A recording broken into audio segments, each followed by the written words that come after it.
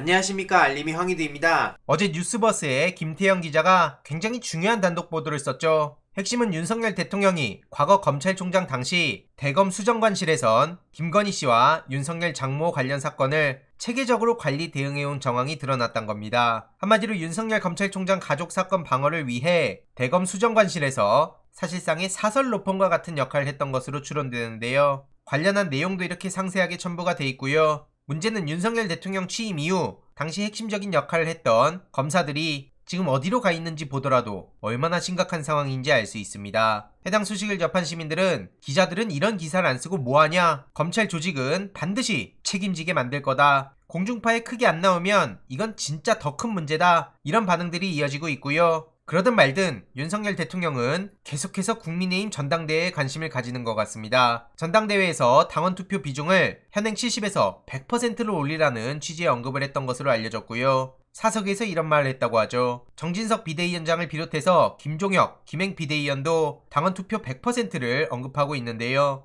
거듭 말씀드리지만 이건 누가 보더라도 유승민 전 의원을 비롯해서 비윤계 당권 주자들을 어떻게든 당선 못되게 하려는 목적으로 보입니다. 물론 이에 대해서 많은 시민들은 당 일에는 관여 안 한다더니 그것도 또 거짓말이었구나. 국민의힘은 국민은 안중에도 없고 오직 자기들 밥그릇 챙기기에만 진심이구나. 이런 지적까지도 나오고 있고요. 오늘 새벽 이런 단독 보도가 나왔었죠. 김만배 압박해서 받은 100억으로 전 경기도지사 동생의 빌딩을 샀다. 이렇게 얼핏 보면 경기지사의 상징적인 인물이 누굽니까? 하지만 정작 내용을 보면 남경필의 친동생으로 나옵니다. 만약 이게 이재명 대표 관련한 얘기였더라도 이런 식으로 보도했을까요? 제목에 대놓고 남경필 동생이라고 나왔겠죠. 이러니 이에 대해서도 교묘하게 경기지사를 끼워 넣어서 이재명 대표를 연상시키는 꼼수 누가 모를 줄 아냐? 이런 비판의 목소리가 압도적으로 이어지고 있습니다. 대장동으로 까고 까봤더니 50억 클럽 나오고 국민의힘 나오고 남경필씨 얘기 나오고 이게 현실 아닙니까? 이 또한 계속 지켜볼 대목이고요.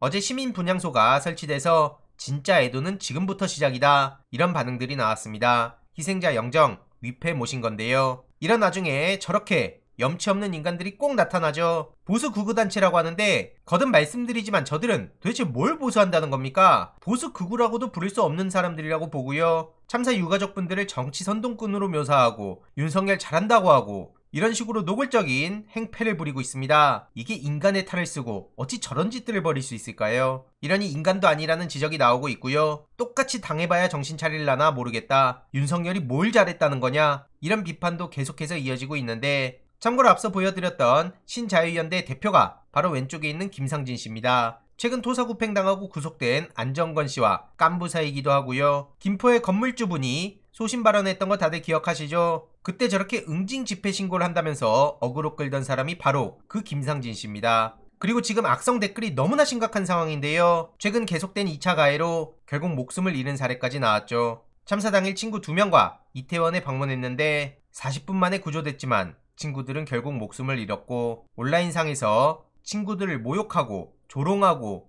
2차, 3차, 4차 가해를 하는 사람들이 한둘이었습니까? 특히 대표적으로 펜코 사이트가 박제가 됐는데요. 이게 도대체 사람이 할 소리입니까? 국가가 뭘 어떻게 더 해줘야 되냐고요? 철저한 진상규명, 국정조사 이거 안 하고 있는 게 지금 정부입니다. 참고로 저 펜코 악플러들은 이게 처음 있는 일도 아닙니다. 대선 과정 당시 이재명 후보의 유세차가 뒤집혀지자 저렇게 낄낄대고 있습니다. 당시 이게 웃을 일이냐? 라고 얘기하는 네티즌의 비추 테러가 달리고 전부 다 낄낄대는 반응을 보였죠. 그리고 대표적으로 스트리머 잼미씨, 모녀가 돌아가신 것도 유튜버 뻑가와 펜코 악플러들 때문으로 알려졌는데요. 이때도 차마 입에 담을 수 없는 소리들을 아무렇지도 않게 내뱉었었죠. 그래서 사이버불링 문제는 굉장히 심각한 사회적 문제라고 계속 말씀드리는 거고요. 당장 윤핵관 권성동 씨를 비롯해서 정치인이란 인간들이 아무렇지도 않게 저런 얘기들을 내뱉으니 일반 시민들 입장에선 오죽할까요? 그러니 이건 굉장히 심각한 문제라고 보는 거고요. 유가족분들의 말씀처럼 일단 김민아 씨는 의원직을 박탈해야 됩니다. 그러면서 동시에 유족분들은 모욕 혐의로 고소까지 나섰는데 밤잠을 설친 분들이 한두 분이 아니라는 겁니다. 그래서 2차 가해 중단을 촉구했는데 항의 서한을 건네받은 민주당 문승규 창원시 의회 부의장은